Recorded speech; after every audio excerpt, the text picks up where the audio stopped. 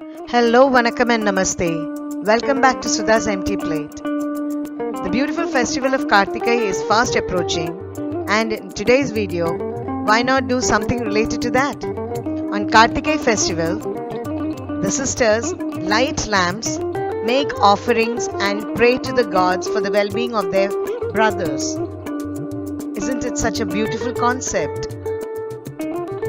One of the main offerings for the Kartikai festival is the Kartikai Pori Urundai, which is puffed rice in jaggery syrup shaped into balls and offered to the gods. In today's video, we are going to see how to make them. We need very few ingredients for this, namely puffed rice, jaggery, elaichi powder, finely chopped coconut pieces and ghee.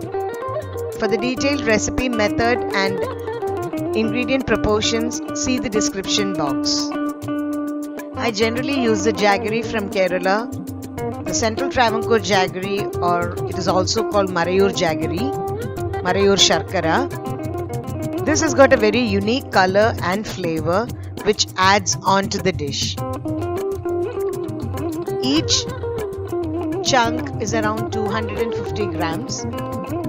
This has to be broken into finer pieces so that it melts faster.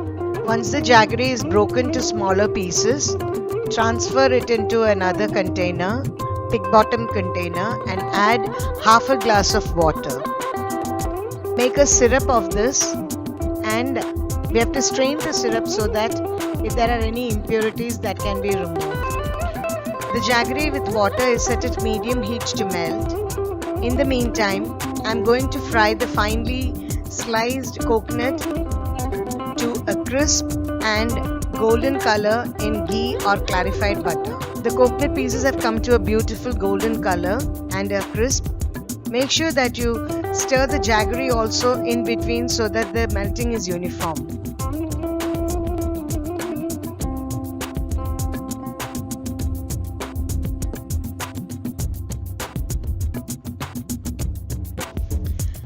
I am straining the melted jaggery directly into the pan in which I will be making the Pori Urundai. There were a few impurities in the melted jaggery which have been removed. Now I will allow the jaggery to boil further and reduce to a consistency of one string. It has to come to a one string consistency. A drop of the jaggery syrup, once pressed between the thumb and the index finger and the fingers taken apart, you should get a one string which doesn't break. I am showing this in a lighter background so that you can see the one string clearly. It's time to add the fried coconut pieces and the cardamom powder. Give it a brief stir and add the puffed rice or the pori to it. I have taken 2.5 cups of puffed rice here. Turn off the heat and stir well till all the puffed rice is coated well with jaggery. The shaping into balls has to be done while the jaggery is pretty hot. To beat the heat, there are two methods of doing it. One is to have rice flour in a paper or a flat plate and dip your both palms in the rice flour.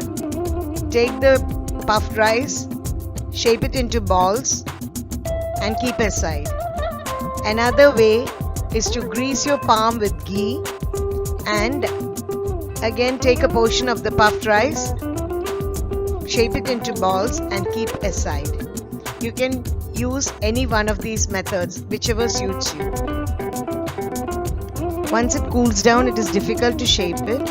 In that case, you can reheat it a bit and then try shaping it again. Alternatively, some people also leave a portion as such without making them as balls.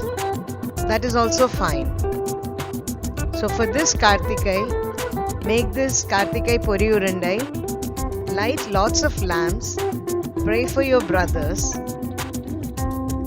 and enjoy this festival in all its grandeur. Happy cooking!